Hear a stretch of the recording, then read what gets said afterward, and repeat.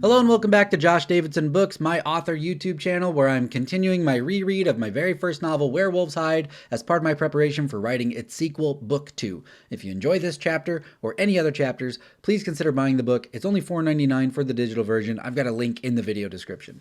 So we are really ramping up to the last few chapters here, so let's not wait any longer. We just kind of had our last sweet moment with Bo and Lacey and Billy the dog. Before things are going to start to ramp up. So, chapter 18. Here we go. Bo pulls his truck up to the Blue Ridge Park gate next to Madison's silver mini SUV parked there. He shuts the engine off and gets out of his vehicle, which is in noticeably worse condition. He stares at the vehicles a moment at the disparity in their quality, as the disparity in their quality is dawning on him. I just thought that it would be interesting, and I don't even know if anybody pays attention to that line, but I just thought it would be interesting for Bo.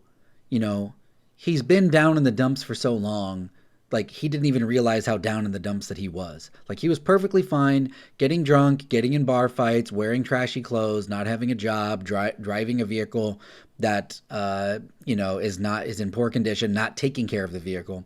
And again, if people, circumstances that are outside of your control, you can't help you make the best with the life that you had. But Bo had a job, had a good relationship with Lacey, and kind of was floundering in life and letting it get away from him. Anyway, I just like this idea of like, as he's starting to pull out of this life that he was in and getting himself cleaned up and trying to improve his life, that he would notice like, oh man, like my truck is like garbage compared to Madison's vehicle. And I never even considered what the condition of my vehicle was. Anyway. The gate is already open, so he jogs through. He runs past the geology museum toward the tour trail and rest area. When he arrives, he looks around in the dark for signs of Madison. It doesn't take long before he sees two bright flashlight beams piercing through the wall of trees. Bo leaves the trail and runs through the woods to catch up to her. As he arrives, Madison and Sterling are searching in the dark. They each point their flashlights in different directions, looking for more anorthosite and other evidence of foul play. Is Tommy here? Bo asks while catching his breath. No, not yet, but he's on the way, Madison replies. Oh, so he gave you the code to open the gate? No, I did, Sterling interjects. Madison brags. Well, Tommy gave me the code too, but yeah, Sterling opened it. Bo nods in acknowledgement. Do you have an extra flashlight? Sterling points his flashlight at Bo, seeing him clearly for the first time since it's so dark outside. He shines the light up and down Bo's body, focusing on the clothes that he's wearing. Where'd you get those clothes? Sterling inquires. My Dad bought them for me. Why? Bo is curious about Sterling's curiosity. Sterling walks over to Bo and hands him an extra flashlight. He pulls his phone out of his pocket and unlocks the screen. His email is open, showing that he has yet to get a response from his son. He hurriedly closes his email app in slight embarrassment. Don't worry about that. I'm talking about this. He opens up his photo album and scrolls through random pictures of the volcano and the moon before getting to shots and videos he took of the hotel through his window. He plays a video for Bo that shows the group of bullies with the tall blonde woman, all dressed similarly to Bo's white-collared shirt and brown slacks. They look around distrustfully, making sure they aren't being watched or followed. The bullies and the blonde go into the same hotel room they've been using. This time they're not drinking or smoking. Do you know these people? Sterling asks intently. Not personally. I got in a bar fight with a few of them a little over a week ago. The blonde I've never seen before. Who are they? I'm still trying to figure it out. Does your dad know them? I don't think so. Bo doesn't think much of it. He turns on the flashlight Sterling gave him and joins Madison in shining it on various dark objects while grilling her about her love life. So you and the Ranger boy, huh? Madison is not in the mood to talk about this. Drop it. What? I'm just saying I'm happy for you. He seems nice enough. His recipe really helped me make a nice dinner for Lacey. Madison is caught off guard. Wait, you cooked? You cooked food that someone else ate? Bo laughs. Listen, I'm just as surprised as you are, but yeah, it turned out good. Only thing I forgot was the mushrooms. They look around in the dark more as Bo turns his boredom to Sterling. Sterling, that's a cool name, man. Thanks, my father gave it to me. Sterling, surprisingly, is going along with the chit-chat. Named after anything special, or he just knew you were going to be cool? Sterling chuckles. It's pretty simple. He was a bit of an overthinker and put a lot of thought into what he said and did. I don't know if he was like that his whole life or if it resulted from my mama leaving us when I was a baby. But either way, that's how I knew him. Anyway, he told me when I got older that he had gotten a baby name book when they were having trouble picking one, and he wanted his child to always know that they had value. So he just looked up names he looked for names that meant value or valuable, and he found mine. Bo derides this decision making. Sterling, man, the name is cool, but the story is not. How the heck is someone just going to pick a name out of a book and say, here's my future, my life, my legacy, because of some predetermined definition? Sterling doesn't take offense. Also, two things. Number one, it is strange that this bothers Bo so much. It's really weird that he's so invested in it. And number two, I was, again, what I'm always trying to do is, dialogue that seems meaningless that has meaning. And so this idea of where'd you get your name from and how do we get our names and how am I going to pick my name, like that stuff matters in the story. But in the moment, in the sequence of things that you are receiving from the story, it just seems like, it's like, why are we talking about names, right? So just trust me. Okay, so how do you propose we name people? What is your baby's name going to be? I don't know yet, but we'll pick from the heart when we pick. I don't need it to mean something to other people. I just need to know what it means to me, to us as parents. Sterling nods his head. Right on, man, right on. See, you got things going for you now. You don't smell like smoke and booze all the time. You're dressing well. You're working. You got this, little dude. Madison looks up as she has been listening in. This last bit surprises her. You got a job? And also, I love this idea, these relationships of like parent-child relationships where, Tommy's basically trying to be the cool uncle, helping him to score points with Lacey, but then Sterling and Madison are both parents, but, Madison kind of had her parenthood taken away from her when Sammy died, but then Sterling was able to be a parent longer, but now that he's estranged from his son, it's like they're both desperate, to be parents. And Bo is like all they have to do that. Let's see where. Oh, you got a job? Yeah, temporary down at Petey's, just to start saving before something better comes along, Bo replies proudly. Does Lacey know? Not yet. I want to get her something nice and prove that I'm getting money now. I don't just want to talk about it. Been enough talk about it. Time to show her, Madison smiles as she is also proud of him. Yeah, I know. I'm glad to hear that. Deep into the woods now, they are further than they've ever been in the park. They're within walking distance of a large waterfall, getting louder the closer they get. Sterling shines his flashlight toward it. The splash and flow of the falling stream sparkles in the light. He follows it down to the river, and it connects. He follows it down to the river it connects with, and on the riverbank, he sees them. White, glowing rocks scattered randomly all along the river's edge, flashing and glistening when his light hits them. Sterling excitedly announces his discovery. Oh, I found it! Madison and Bo both point their flashlights at the waterfall and connecting river, making their way to the anorthosite glow that Sterling discovered. Madison and Sterling immediately start walking toward the river, and Bo hesitantly joins from a great distance behind them. As they arrive, their lights shine on sparsely populated glowing white rocks. Looking across the river deeper into the darkness, they can see that the stones gather closer together past the river.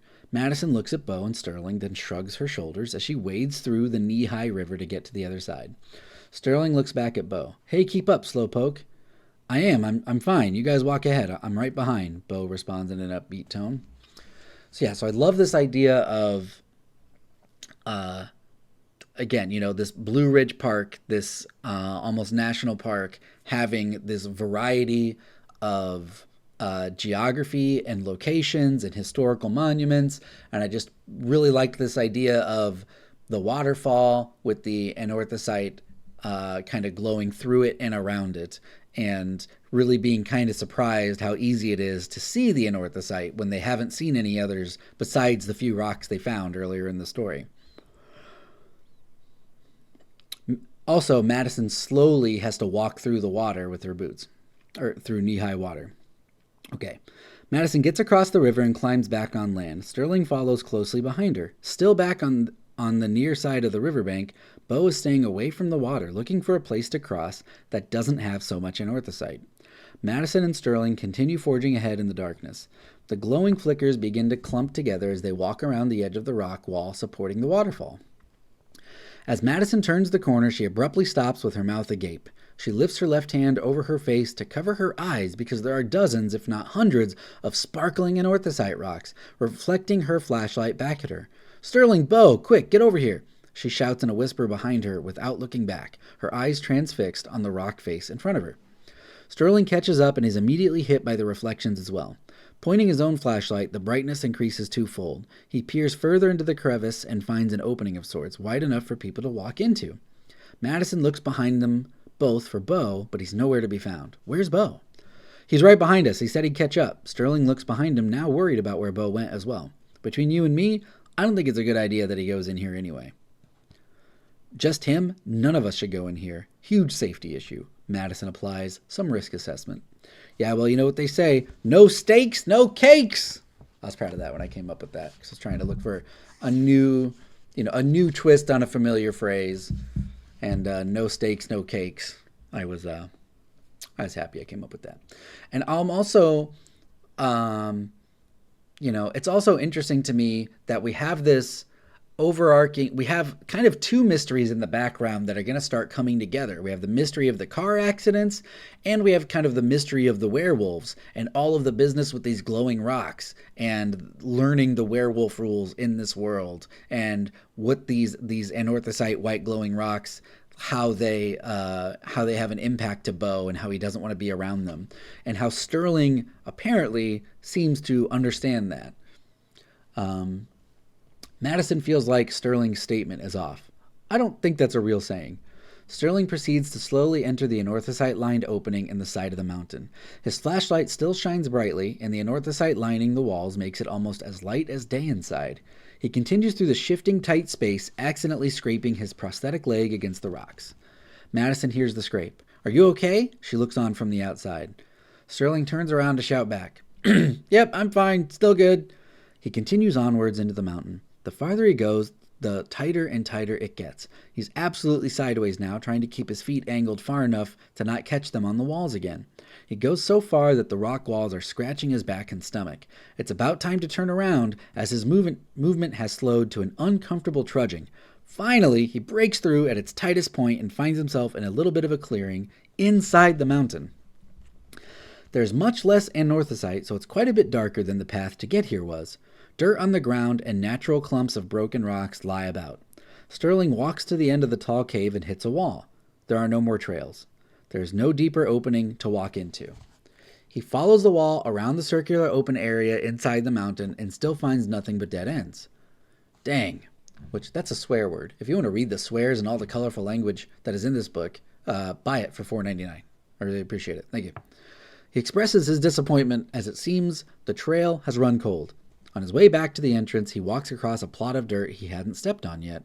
As his foot stomps the ground, a metallic echo reverberates within the cave while dirt particles kick into the air.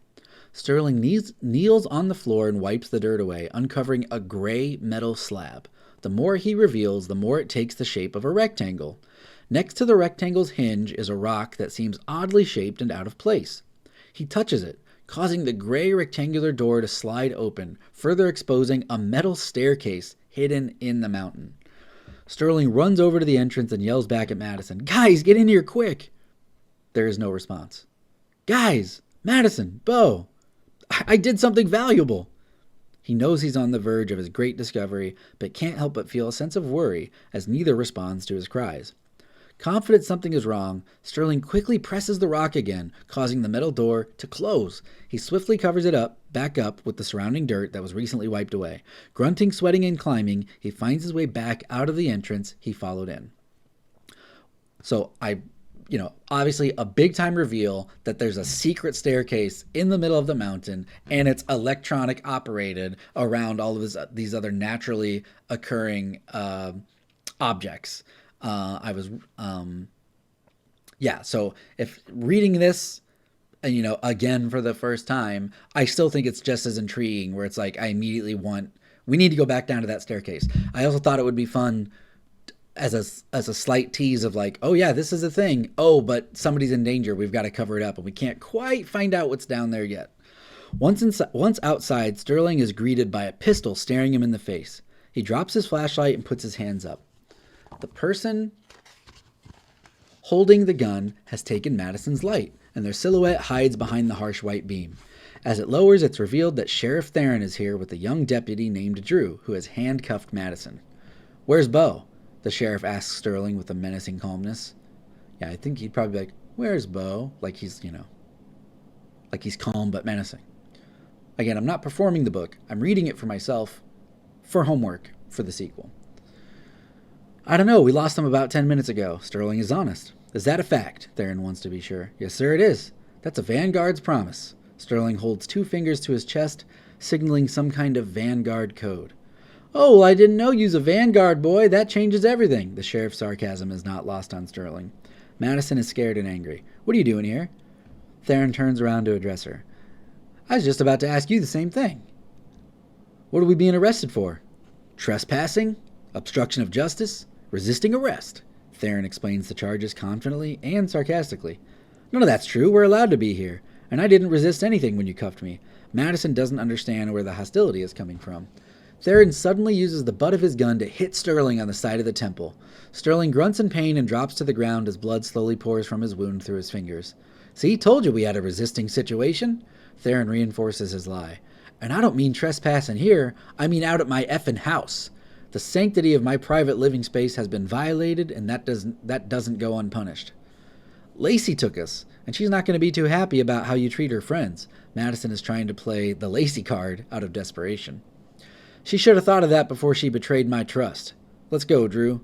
The sheriff signals for Deputy Drew to begin hauling Madison off as he reaches down to grab Sterling by his hair. "Theron!" Tommy shouts from several yards behind them, blinding the crowd with his light at the mountain entrance.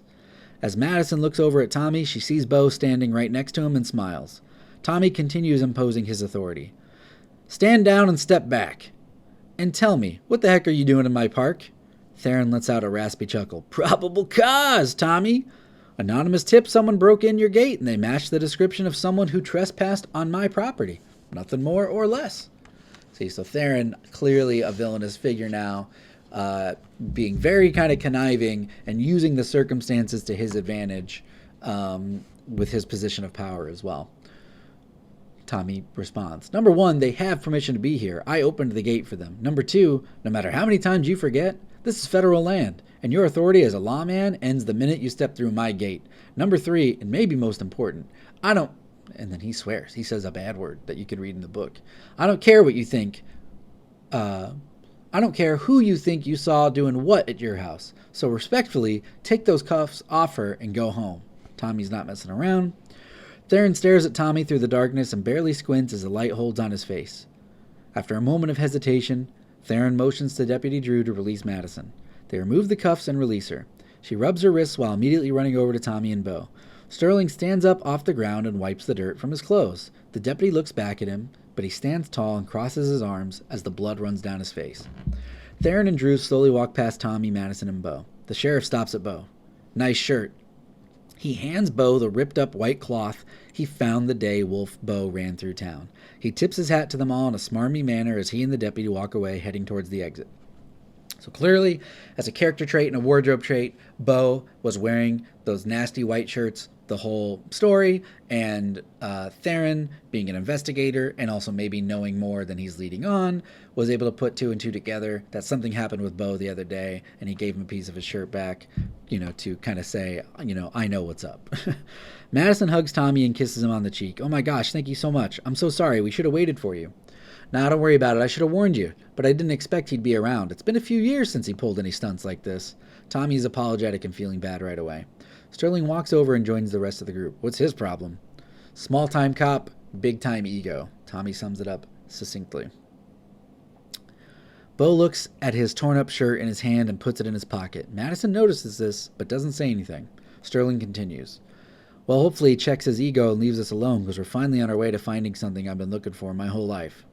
"And what's that?" Tommy is semi-intrigued. "Let me get more of my data together. I have some strong theories I've been wanting to share with people I trust, but I'm going to have to settle for you jokers." "Thank you. I really appreciate your help." Madison smiles at Sterling before hugging Tommy again. Seeing Madison and Tommy hug makes Bo miss Lacey. "All right, super cool night, extra fun, totally awesome. I'm going to get home to my girls." Bo turns to walk away, but Sterling stops him momentarily. "Hey, Bo, Bo turns around to look at Sterling. Drive safe. Bo gives Sterling a thumbs up and then runs to his truck. It's chapter 18 in the books. So, again, another pivotal chapter, exploring Blue Ridge Park at night, going to where the werewolf tracks were from earlier in the story, finding the anorthosite cave, finding a secret entrance in the middle of the mountain, getting confronted by Theron. All really exciting stuff and things really building up. So, I really like the character interactions in that one. Sterling becoming more of a prevalent character. Ever the scientist, wanting to make sure his data is correct, wanting to make sure he has the right information, wanting to make sure that he, this big deal information that he's sharing with them is accurate. But I still wanted to tease, readers to let them know that, Sterling was on the verge of finally kind of spilling his guts and letting everyone know what he knows. And so, all in all, a really exciting chapter, and looking forward to keeping it going. If you enjoyed this chapter or have enjoyed any chapters, please consider supporting me by buying the book. It's only $4.99 for the digital version, and I'm actively working on the sequel, so if you get invested, there will be at least one more story to enjoy and participate in when it comes out. If you want to follow my author journey long term, please subscribe to this YouTube channel, like and comment on the videos. It really helps. If you do comment, either no spoilers or healthy spoiler warning so you don't ruin any of the story for anybody else. And please try to keep the comments relegated to just this chapter that we just read. As always, thank you for watching or listening, and I'll see you in the next video.